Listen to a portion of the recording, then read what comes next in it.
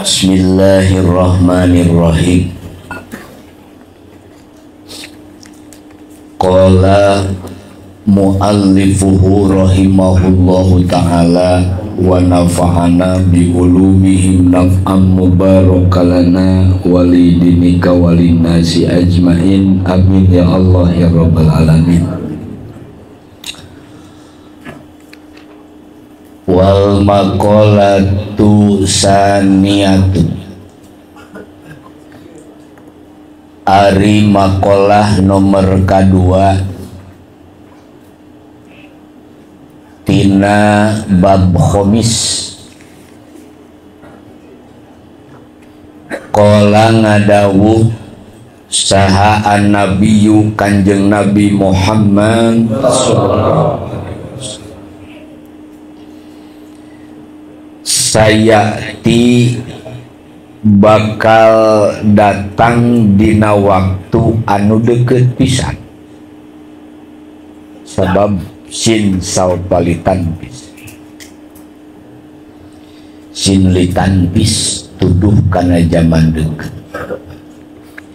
Sayati bakal datang nyaan kalawan waktu anu deket naon zamanun, zaman kasaha ala ummati ka umat kami saur Nabi, yuhibbuna mikaresep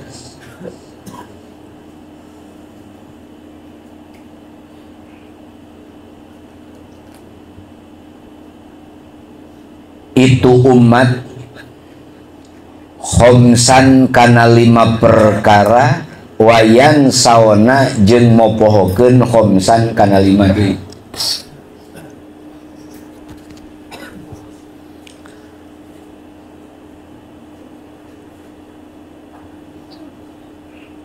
Minal hisoli tina pirang-pirang perkara wayan saona khomsan jeung mopohokeun 5 perkara min muqabalatiha tina bandinganana itu hisol perkara.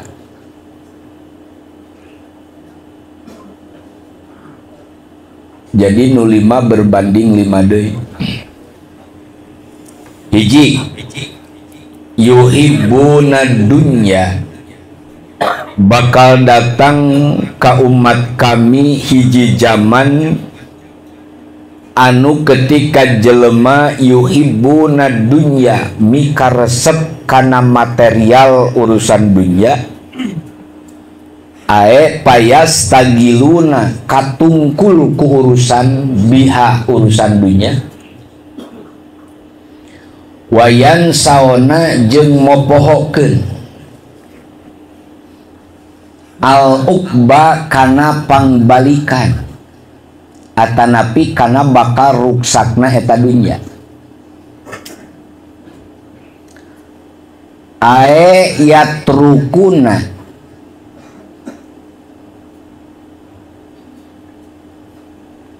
ningalkeun al-amala kana amal li akhirati pikeun urusan akhirat.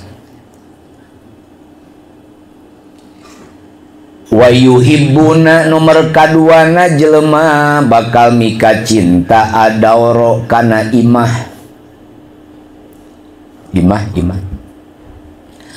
payastagiluna maka katungkul itu si umat bijinatiha ku memperhias kealusan imah, wayan sauna akan tetapi ketika merek hiasan kana imah teh mopohokeun al kuburo kana imah persinggahan anu bakal diliwatan ku urang.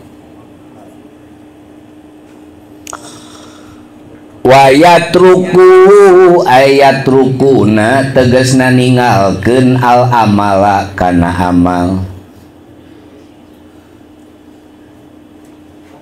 amal hade litanwiriha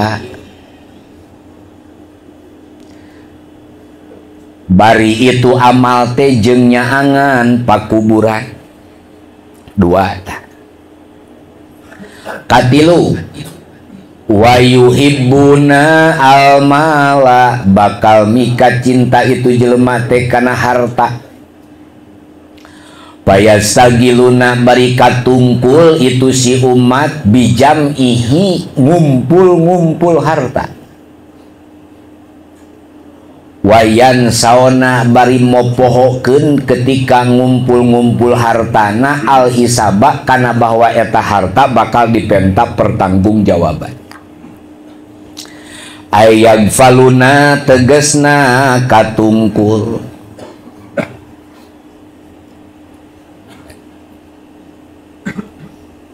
Yagfaluna katungkul itu umat an hisabillahi ta'ala, yagfaluna poho.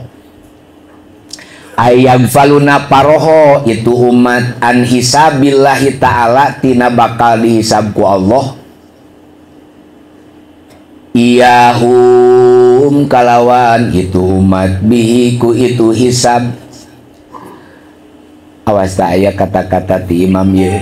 Fa innal mala sanyana harta nu dipika boga urang halaluhu halalna dihisab, wa haramuhu haramna bakal diiqob disiksa.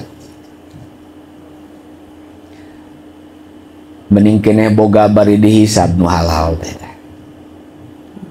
Tilu wa yuhibbuna kaopat mika cinta al nyal ka keluarga ay ahlal bait, tegesna ka pamajikan, ka salaki, ka anak.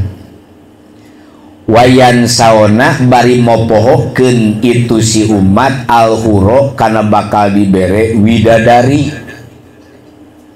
Di mana? Fil jinani, di surga. Opat. Wa yuhibbuna nomor kalimana mika cinta anapsa kana napas. Wayan saona bari setiap hembusan napas eta mopohokeun Allah ka Gusti Allah. Allah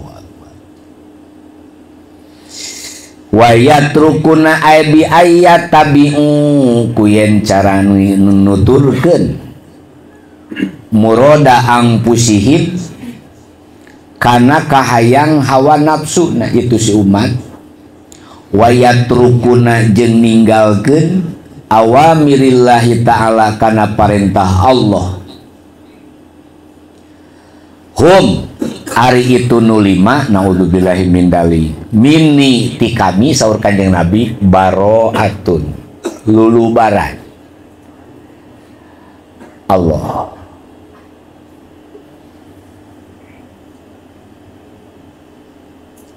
Ae bu adau di mana jelema anu mopohokeun jeung nyintai kana lima bari mopohokeun kana lima deui saur Nabi geura cerai jeung uing gitu, geura jauh ce. Wa ana Kanjeng Nabi naoki dan bari kami minhum ti itu nu lima bariun lulubaran, namun urang mah ai bahidun Kanjeng Nabi nebihan. Tos urang langsung kana surah